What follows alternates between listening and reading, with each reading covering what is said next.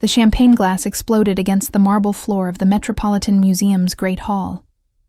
Crystal fragments scattered like fallen stars across the polished stone, catching the light from 1,000 chandeliers above. Emma Blake stood frozen among Manhattan's elite, her hands still trembling from the force of her throw.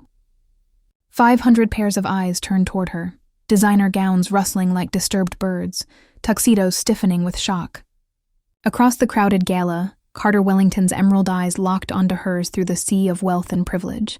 Blood trickled from a small cut on his cheek where a shard had grazed him. He didn't move, didn't flinch, just stared at her with an expression she couldn't read. The silence stretched. Then Carter began walking toward her, his footsteps echoing against the soaring ceilings where ancient Egyptian artifacts looked down like silent judges. The crowd parted before him. Whispers rippled in his wake like poison spreading through water. "Interesting way to get my attention," he said when he reached her, his voice low enough that only she could hear. Emma's chest heaved with rage and something else she couldn't name. Her throat burned with unshed tears and words she'd rehearsed for 5 years. "You deserved worse, did I?" His lips curved into something that might have been a smile if it hadn't been so dangerous. "For something I supposedly did 5 years ago? Something you clearly remember differently than I do?" The words hit her like ice water. He didn't remember. Of course he didn't remember. Why would Carter Wellington remember the night that shattered her world, when it had probably been nothing more than Tuesday entertainment for him? "Get away from me." Her voice cracked despite her efforts to sound strong. "I don't think so." He stepped closer. Close enough that she could smell his cologne mixed with the metallic scent of blood. "We need to talk. We needed to talk 5 years ago, before you let your friends destroy my sister's life for fun." Something flickered across his face. Recognition. Guilt. It vanished too quickly for her to be sure. Museum security was moving toward them now, drawn by the commotion and the growing circle of smartphones capturing every moment. Emma could already see tomorrow's headlines writing themselves across social media feeds being broadcast live to millions of followers. "Not here," Carter said, grabbing her wrist. "Come with me." "I'm not going anywhere with you." "You will if you don't want to spend the night in jail for assault." His grip tightened just enough to make his point. "I know the police commissioner personally. How well connected is your defense attorney?" The threat landed exactly as he'd intended. Emma had no money for lawyers, no powerful friends to make phone calls. She was exactly what she'd always been, a girl from Queens who didn't belong in this world. But as Carter led her through a side exit that bypassed security, past priceless art, and through corridors most visitors never saw, Emma caught something in his reflection in the darkened windows they passed. He looked haunted. They emerged into Central Park, where October's chill bit through her thin evening dress. The sounds of the city felt muffled here, replaced by the whisper of autumn leaves and distant traffic. "Start talking," Carter said, releasing her arm and stepping back. "Tell me about your sister." Emma wrapped her arms around herself, suddenly aware that she was alone in the dark, with a man who had once held the power to destroy everything she loved. Who might still hold that power. "Her name was Sarah," she said, the words cutting like glass in her throat. "Sarah Blake, remember her now?" Carter's face went white in the lamplight. Now he remembered. Carter's penthouse apartment occupied the entire 53rd floor of a building he owned. Floor-to-ceiling windows offered a god's view of Manhattan, but as Emma stood in his living room, she felt like she was in a tomb. Everything was cold, expensive, perfect. There was no life here.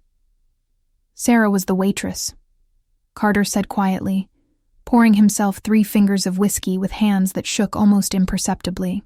"The one from the club," Emma's jaw tightened. "The one your friends decided to play with." It wasn't supposed to go that far. The words came out strangled. "It was just supposed to be a stupid bet. Marcus said he could get her to sleep with him in one night. I told him he was disgusting. But you didn't stop him. I left before anything happened. How noble." Venom dripped from every word. "You left at the beginning of my sister's rape." Carter flinched like she'd struck him. "I didn't know what they were going to do." "You knew enough." Emma moved to the windows, staring out at the city lights that had once seemed magical, and now looked cold as ice. The video went viral within hours. Sarah's face, her name, everything. She couldn't go to class, couldn't work, couldn't leave her apartment without people recognizing her. The girl from the Wellington air sex tape. Carter set down his glass with a sharp click. I didn't make that video, but your name made sure it stayed online forever. No matter how many lawyers she hired, no matter how many platforms she begged to take it down, there was always another copy, always another comment section calling her a whore. Emma's reflection in the window was ghostly, fragile. She lasted 8 months. The silence that followed was so complete, Emma could hear her own heartbeat. She killed herself, Carter said. It wasn't a question. Sleeping pills. She left a note saying she couldn't live with everyone in the world having seen her at her most vulnerable moment. Couldn't live with the shame of what your friends did to her. Emma turned from the window, and Carter was shocked to see that her eyes were dry. I found her. Something inside Carter's chest cracked. He'd carried the guilt of that night for 5 years, but he'd told himself that everyone had moved on. That it had been forgotten. He'd never let himself think about the girl with the gentle smile who'd been serving drinks that night. Emma. Her name was barely a whisper. Don't. She held up a hand. Don't you dare try to comfort me. You want to know why I came tonight? Why I've spent 5 years tracking you, learning your schedule, your habits, your weaknesses. Carter's blood went cold. What are you talking about? Emma smiled, and it was the most terrifying expression he'd ever seen. I didn't win that auction ticket, Carter. I bought it with money I've been saving for 5 years. Money I earned working 3 jobs while I planned exactly how I was. Going to destroy your life the way you destroyed hers. She moved to his coffee table and picked up a manila envelope that hadn't been there when they'd arrived. Carter's heart hammered against his ribs. How did that get there? I have friends too. Not rich ones, but useful ones. Hackers, investigators, people who know how to get into buildings and plant things where they need to be found. Emma opened the envelope and spread photographs across the expensive marble surface. Your father's been embezzling from the company pension fund for 15 years. These are the bank records that prove it. Carter stared at the documents, his world tilting sideways. That's impossible, is it? Where do you think the money for all those family vacations came from? The houses, the cars, the lifestyle that goes beyond even your legitimate wealth? Emma's voice was calm, conversational, as if she were discussing the weather. Your father's been stealing from the retirement accounts of every employee in your company. 12,000 people who trusted the Wellington name with their futures. You're lying. Am I? She pulled out her phone and showed him a video file. This is security footage from your father's office last week. Watch him access the accounts. Watch him transfer the money. Watch him destroy the paperwork. Carter's hand shook as he took the phone. The footage was clear, undeniable. His father, the man he'd admired his entire life, methodically stealing millions of dollars from people who worked for minimum wage in Wellington hotels and restaurants. Why are you showing me this? Emma's smile widened. Because tomorrow morning, unless you do exactly what I say, these documents and this video are going to every major news outlet in New York. Your family won't just lose their company. Your father will go to prison, and you'll lose everything you've ever cared about. Carter looked up at her, seeing clearly for the first time the predator that had been stalking him. What do you want? I want you to feel what Sarah felt. I want you to know what it's like to have your life destroyed in a single moment by someone who has all the power while you have none. She collected the photographs with methodical precision. And I want you to marry me. The wedding took place 3 weeks later in a small chapel in Queens that smelled of old wood and desperate prayers. Emma wore her mother's vintage dress, altered to fit her smaller frame. Carter wore a charcoal suit that cost more than the entire ceremony. There were no guests. No flowers, no music. Just a tired priest who asked no questions and 2 people bound by blackmail instead of love. I do, Emma said, her voice steady as stone. Carter looked at her for a long moment before answering. I do. The kiss was brief, cold, a seal on a contract written in blood and revenge. They moved into Carter's penthouse that night. Emma claimed the master bedroom. Carter took the guest room without argument. They lived like ghosts haunting the same tomb, passing each other in hallways without speaking, eating meals in silence. 2 months passed. Emma attended every charity gala, every business dinner, every society event on Carter's arm. She smiled for cameras. laughed at jokes she didn't find funny, played the role of the devoted wife with an actress's precision. And with every appearance, she gathered more information, more connections, more ammunition. She was building her own empire from the ruins of his. But something was changing. Something she hadn't planned for. Late one night, Emma found Carter on the balcony, staring out at the city with a bottle of whiskey beside him. The November wind cut through his shirt, but he didn't seem to notice the cold. "You'll freeze out here," she said, surprising herself by speaking. "Would you care if I did?" The question hung between them like smoke. "I don't know," Emma admitted. "I'm supposed to hate you, but you don't anymore." Carter turned to face her. "I can see it in your eyes. You're starting to realize that I'm not the monster you needed me to be. You let it happen." "I did." He didn't look away. "I was 22 years old, drunk, and too much of a coward to stand up to my friends. I've lived with that guilt every day since, but I need you to know something." He pulled out his phone and opened a bank transfer history. 3 days after that night, I sent $500,000 to an anonymous account in Sarah's name. Every month after that, I sent more. I hired lawyers to take down the video, private investigators to find the people who were sharing it. I destroyed Marcus's career, got him blacklisted from every firm in the city. Emma stared at the evidence of transfers going back 5 years. Millions of dollars. Hundreds of legal takedown notices. "Why didn't you tell me? Would you have believed me?" Carter's laugh was bitter. "You came to destroy me, Emma. Nothing I said would have changed your mind. So I let you do it. Let you marry me, move into my home, plan your revenge. Because maybe I deserve it." Emma's hands trembled as she scrolled through the records. Sarah never mentioned any money. She didn't know it was from me. I made sure of that. I thought if she knew, it would only make things worse. Carter's voice cracked. "I thought I was helping." "But money couldn't fix what was broken inside her, could it?" "No," Emma whispered. "It couldn't." They stood in silence, the city sprawling beneath them like a living thing made of light and shadow. "I have something else to tell you," Carter said finally. "About your evidence against my father." Emma's heart stopped. "What about it?" "It's real. Every document, every transfer, every stolen dollar. But there's one thing you don't know." He met her eyes. "I'm the one who gave you that information." The world tilted. "What?" "6 months ago, I discovered what my father was doing. I spent weeks trying to convince him to turn himself in. To make it right, he refused. Said the company would survive the scandal, that we'd weather it like we always do." Carter's jaw tightened.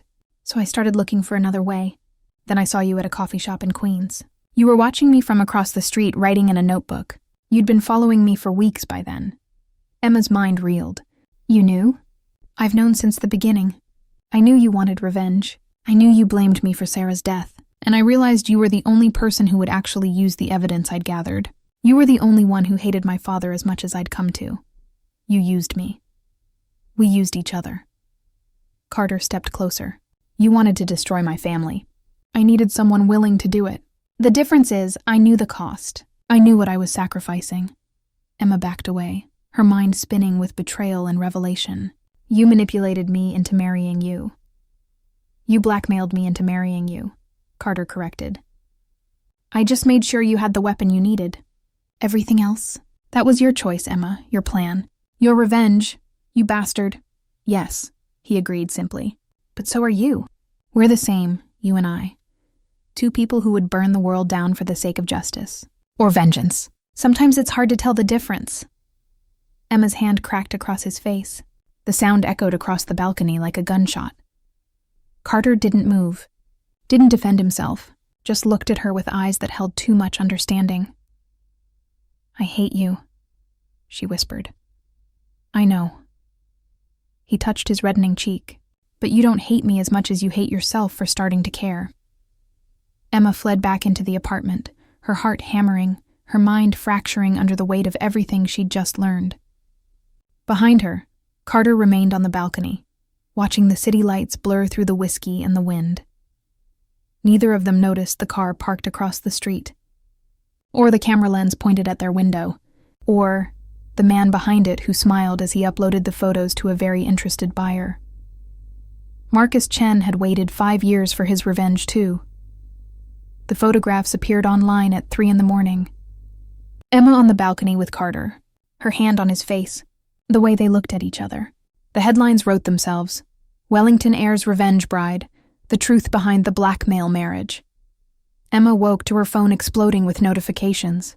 Text messages from reporters, emails from tabloids, voicemails from people she'd never met asking for exclusive interviews about how she'd extorted her way into one of Manhattan's most powerful families. But worse than the exposure was the article itself. Because it didn't just reveal their arrangement, it told everything. Sarah's story, the video, Marcus Chen's version of events, claiming that Sarah had been a willing participant who later regretted her choices, that Emma had fabricated evidence to trap Carter into marriage, that the Wellington family were the real victims. Emma read the words with hands that wouldn't stop shaking. 5 years of planning, 5 years of sacrifice, all of it twisted into a narrative where she was the villain, and the men who destroyed her sister were misunderstood victims of a vengeful gold digger. Carter found her in the living room at dawn, still staring at her phone, tears streaming silently down her face. Emma, don't. She stood, backing away from him. Don't say anything. This is what you wanted, isn't it? To make me look like the monster. To destroy my credibility before I could release the evidence against your father. What? No, Emma, I didn't do this. Liar. She threw her phone at him. He caught it, looking at the screen with growing horror. Marcus did this. He must have been watching us, waiting for the perfect moment to strike back. Why would I believe you? You've done nothing but manipulate me since the moment we met. Carter's face went pale. That's not fair. Fair? Emma laughed, and it sounded like breaking glass. You want to talk about fair? My sister is dead. Your friends are living their best lives. Your father is still stealing from people who can barely afford rent. And now the whole world thinks I'm a liar and a blackmailer who seduced you for money. We can fix this. We'll release the evidence now. Show everyone the truth about my father, about what Marcus did. It won't matter. Emma's voice was hollow. No one will believe me now. Marcus made sure of that. The evidence will look fabricated. Just another lie from the desperate girl from Queens who tried to trap a billionaire. She moved toward the door, grabbing her coat from where she'd thrown it the night before. Where are you going? Away from you. Away from this. I should have known revenge would destroy me just as much as it destroyed Sarah. Emma, wait. But she was already gone, the door slamming behind her with a finality that echoed through the empty penthouse. Carter stood alone in the wreckage of their poisoned marriage, understanding with sudden clarity what he had to do, what he should have done 5 years ago. He made 3 phone calls. The first was to his lawyers. The second was to every major news outlet in New York. The third was to the FBI. By noon, Carter Wellington had done something no one expected. He'd told the truth. Every ugly, devastating piece of it. He confessed to his presence at the club that night. Named Marcus and the others involved. Provided evidence of the cover-up his family had orchestrated. Handed over every document Emma had gathered about his father's embezzlement, along with additional evidence he'd been holding back. But most importantly, he did something that would cost him everything. He testified that Emma had been right. That her evidence was real. That she had every right to seek justice for what had been done to her sister. And that their marriage, while unconventional, had taught him more about honor and courage than his entire privileged life had before. The press conference was broadcast live. Carter stood before a wall of cameras and microphones, his face composed but his eyes haunted, and systematically destroyed his own reputation to save hers. Emma watched from a motel room in Brooklyn, her hand pressed against her mouth, unable to believe what she was seeing. I failed Sarah Blake, Carter said to the cameras. I failed her sister. I failed every person who ever trusted the Wellington name to mean something good. My father will face justice for his crimes. Marcus Chen and the others involved in Sarah's assault will face criminal charges, and I will spend the rest of my life trying to become the man I should have been 5 years ago. A reporter shouted a question. What about your wife? What about Emma? Carter's composure cracked just slightly. Emma Blake Wellington is the bravest person I've ever met. She's also the one person in this entire story who deserves none of the pain she's endured. If she never forgives me, I'll understand. But I need her to know that everything I've said today is the truth, and that somewhere along the way, in this marriage built on blackmail and revenge, I fell in love with her." The confession hung in the air like a held breath. Emma's phone rang. "An unknown number," she answered, her voice breaking. "Carter, I'm sorry," he said. "For everything. For not being brave enough 5 years ago. For manipulating you into marriage. For not telling you from the beginning that I wanted to help you destroy my father. For falling in love with you when I had no right to. You just committed social suicide on live television. I know. Your family will never forgive you. I know that too." Emma closed her eyes, tears streaming down her face. "Why would you do this?" "Because you were right. About all of it. And because Sarah deserved someone to fight for her, even if it's 5 years too late." Carter's voice was steady now. Certain. "And because you deserve better than what I gave you. Better than revenge. Better than me, Carter. The penthouse is yours. Everything in my personal accounts is yours. My lawyers will handle the divorce paperwork. You'll never have to see me again. You'll be free, Emma, finally free." "Wait," she said, but the line was already dead. Emma sat in that motel room, watching the news coverage spiral into chaos. Carter's confession had sparked a firestorm. His father was arrested within hours. Marcus Chen's law firm dropped him immediately, and old evidence from Sarah's case was being reopened. The Wellington empire was crumbling in real time, and Carter had orchestrated all of it, had sacrificed everything to give Emma the justice she'd sought for 5 years. She thought about revenge. About Sarah. About the girl in the vintage dress who'd married a man she hated. About the woman who'd slowly realized that hate and love could feel dangerously similar. Emma looked at her reflection in the motel mirror. She'd won. Everything she'd planned for. Everything she'd sacrificed for. The Wellingtons were destroyed. Sarah's story would be told truthfully now. Justice. After 5 years of waiting? So why did she feel like she was dying inside? Her phone buzzed with a news alert. Wellington air hospitalized after press conference collapse. Emma's heart stopped. She grabbed her coat and ran. The hospital corridor smelled of antiseptic and broken dreams. Emma's footsteps echoed against the linoleum as she ran, her heart hammering against her ribs. A nurse tried to stop her, but Emma pushed past, following the signs to the intensive care unit. She found him in a private room, hooked up to machines that beeped with artificial rhythm. Carter's face was pale against the white sheets, his eyes closed. For a moment, Emma thought she was too late. Then his eyes opened. "You came," he said, his voice rough. "You idiot." Emma moved to his bedside, her hands trembling. "What happened?" "Exhaustion. Dehydration. The doctors say I haven't been sleeping or eating properly for weeks." A ghost of a smile crossed his face. "Turns out destroying your entire life takes a physical toll. Why did you do it? You didn't have to sacrifice everything." Carter reached for her hand, his grip weak but steady. "Yes, I did. Because you were destroying yourself to get revenge for Sarah, and I was the reason you needed that revenge in the first place. Someone had to break the cycle." Emma sank into the chair beside his bed, still holding his hand. "I spent 5 years hating you, building my entire life around making you suffer. And now I don't know who I am without that hatred." "You're Emma Blake. The woman who loved her sister enough to fight for her even after she was gone. The woman who's strong enough to survive anything." Carter's thumb traced circles on her palm. "The woman I don't deserve but can't stop loving anyway." "Carter, you don't have to say anything." "I meant what I said. The divorce papers are ready. You can walk away right now with everything you wanted. My family's reputation is destroyed. Justice for Sarah. Financial security for life. You won." Emma looked at him, really looked at him. This man who had started as her enemy, who had manipulated her even as she manipulated him, who had sacrificed everything to give her the revenge she'd sought.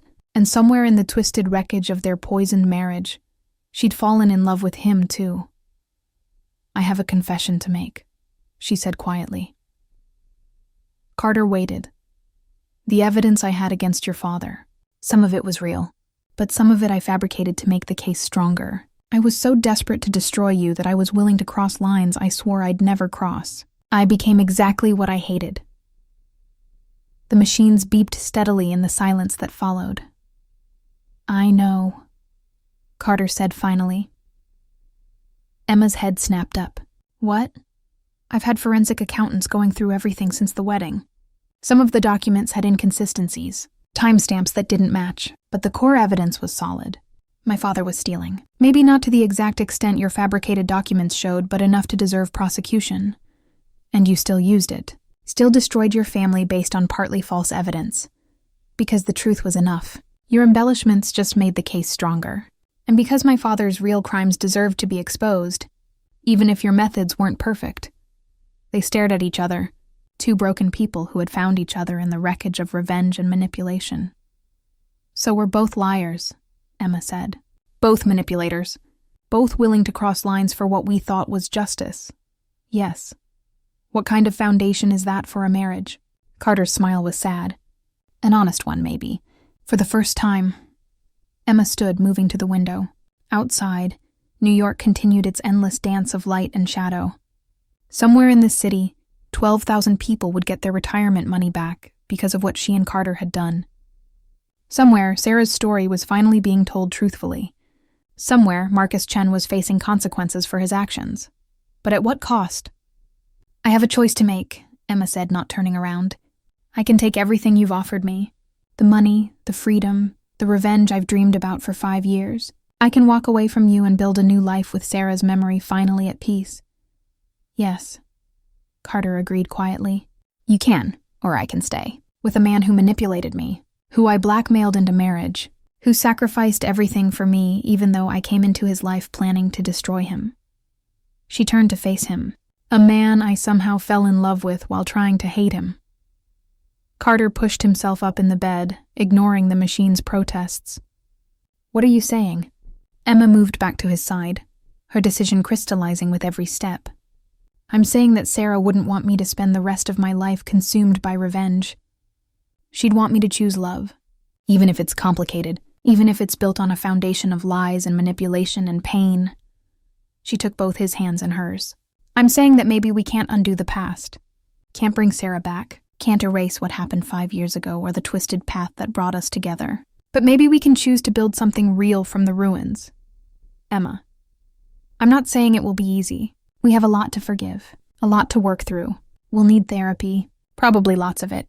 And there will be days when we remember who we were to each other and wonder if we're making a terrible mistake." Carter's eyes glistened. "And you're willing to risk that?" "I spent 5 years planning revenge. I think I can spend the rest of my life planning something better, building something honest from our dishonest beginning, choosing love over hate." Emma leaned forward, her forehead resting against his. "If you'll have me.